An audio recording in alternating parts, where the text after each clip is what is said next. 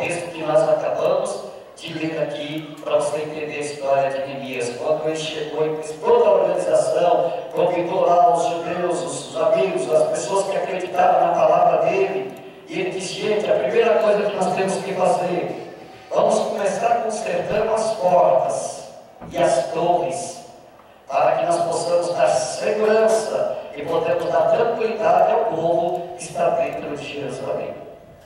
E aqui diz no texto que a primeira coisa que ele fez foi chamar quem? O sumo sacerdote. Então essa missão ele colocou na mão do sumo sacerdote, como eu li aqui para vocês, Eliasibe, esse homem que era o responsável por todos os outros sacerdotes.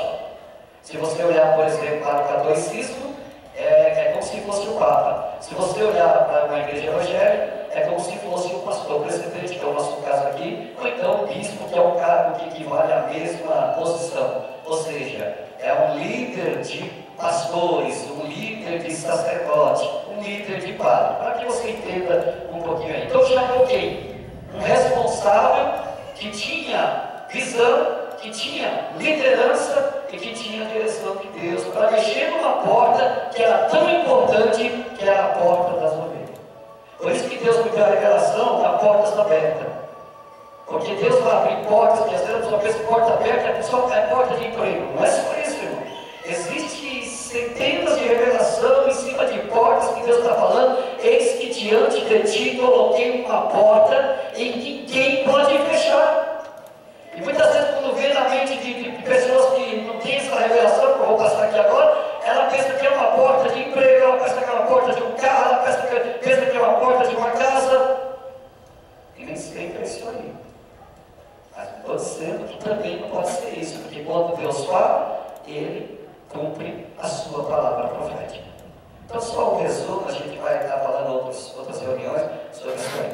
Então eu quero aqui nesta noite falar com vocês exatamente isso. Quando Jesus chamou, quando Jesus estava em frente a essa porta, São João capítulo 10, não vou ler, vocês podem ir para a Bíblia aberta, se acompanhar, eu só vou citando, não é como ceia de manhã, que a gente tem espaço é pouco. São João capítulo 10, Jesus estava em frente a essa porta. Quando ele chegou em Jerusalém, estava tendo uma festa, ele chegou em Jerusalém, era a festa da Páscoa, e os judeus estavam todos eles preparando o seu cordeiro para apresentar a Deus, foi uma festa, que era uma liturgia deles, e aí ele se colocou lá, se subiu numa pedra, inclusive nós estivemos lá na porta das ovelhas, eu e a pastora, e o guia mostrou para nós que aquela porta, obviamente que não era aquela, tá? Não era aquela, mas ali naquele local, segundo historiadores, aí colocaram uma porta como ponto turístico. Não era aquela porta, aquela pedra, desculpa, colocaram uma pedra ali ao lado da porta. E ele disse que Jesus subiu aquela porta e Jesus diz assim: olha, eu sou a porta. Amém, igreja? Quem passar por mim, achará passagem. Então Jesus, ele se colocou ali. Era muito comum, eles não podiam entrar pelas outras portas. Senão a oferenda não era válida. Então todos eles tinham que fazer o sacrifício de ir até a porta das ovelhas. O sacrifício só era aceito se passasse com a ovelha imolada, ou seja, a ovelha já aspergida, por essa porta, para levar até o tabernáculo, até o templo. Senão o sacerdote não poderia receber. Se as demais portas, por exemplo, a primeira é porta do peixe. Se passasse pela porta do peixe, a oferenda não era aceita. Então eles teriam que fazer sacrifícios enormes, porque a porta das ovelhas se encontrava na região de Jerusalém norte, na parte norte. E, por exemplo, a porta de Manassés era na parte sul. Então quem morava lá em Judá tinha que passar pela porta de Manassés, passar por dentro com o cordeiro vivo e ir para a porta das ovelhas, matar a ovelha e depois voltar para entrar no templo. Olha o sacrifício que eles faziam. Aí Jesus se coloca diante daquela multidão, e elas, milhares de pessoas, não era só só judeu, era um monte de pessoas que acreditavam na fé dos judeus. E aí Jesus se coloca nos braços e fala para a gente: eu sou a porta das ovelhas. Se vocês ouvirem a minha voz, porque a ovelha que ouve a voz do pastor segue. Acabou isso aí. Agora sou eu que sou o cordeiro que será imolado para trazer a purificação dos vossos pecados e garantir para vocês a porta do céu. Muitos deles acreditaram, mas muitos não acreditaram. Mas nós acreditamos porque nós estamos aqui, porque Ele nos colocou exatamente nisso, para nos dar a santa ceia dele. Ele disse assim, que quem come o corpo dele e bebe o sangue dele, tem parte com Ele. E Ele o ressuscitará naquele dia. Então Jesus, quando Ele se colocou dessa maneira, Ele chamou a atenção dele, chamou a atenção do povo, e até hoje o Senhor Jesus nos chama a atenção sobre a porta das ovelhas. É por isso que nós cristãos devemos esforçar para estar sempre ouvindo a voz do Senhor Jesus e seguir, porque Ele disse que a verdadeira ovelha, ela ouve a voz do seu pastor e segue. E o teu pastor conhece pelo nome. Não é nada contra, nem vai me saltar nem nada, né? Mas vocês perceberam uma coisa aqui no apelo? Ou não? Não, né? Perceberam, né? No apelo, a hora que você estava falando, vocês perceberam que eu sei o nome de todo mundo aqui, não? Sim?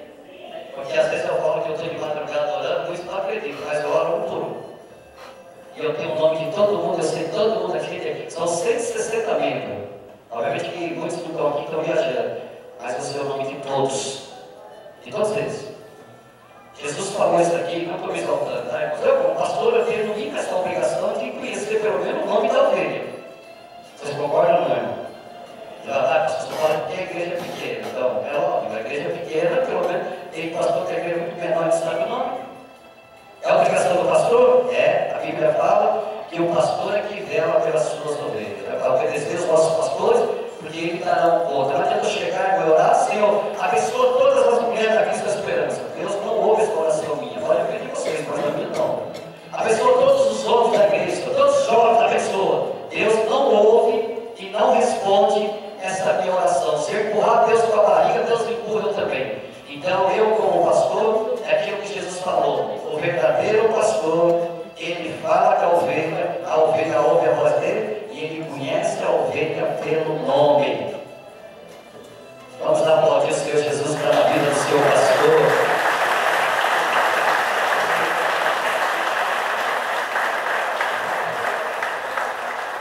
Então, irmãos, essa porta que nós estamos aqui falando, que é Jesus, o que é que Jesus nos deu mais precioso aqui nessa terra?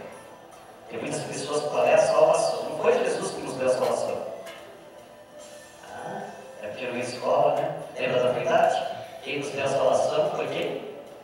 Porque Deus amou o mundo de tal maneira que deu o seu Filho unigênito para que todos aqueles que nele crêem não pereçam, mas tenham a vida eterna. Então quem deu a salvação para nós não foi Jesus, foi Deus. Pastor, não é a mesma coisa? A mesma coisa é caminhão japonês, que é tudo lotado, é tudo igualzinho.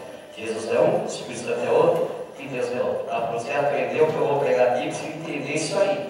Entendeu? Então, qual é a coisa mais preciosa que Jesus nos deu? Obviamente você vai aprender aqui na escola dominical. O sangue precioso dele derramado na cruz. Ele disse, o meu sangue eu vos dou para a remissão dos vossos pecados, e quando vocês tomarem o meu sangue, vocês vão receber santidade, e eu santificarei vocês no meu sangue, para que vocês tenham um encontro com o Pai, porque ninguém vai ao Pai se não for por mim, porque ninguém chega perto do Pai se não tiver santidade. Vamos aplaudir Jesus pelo sangue dele.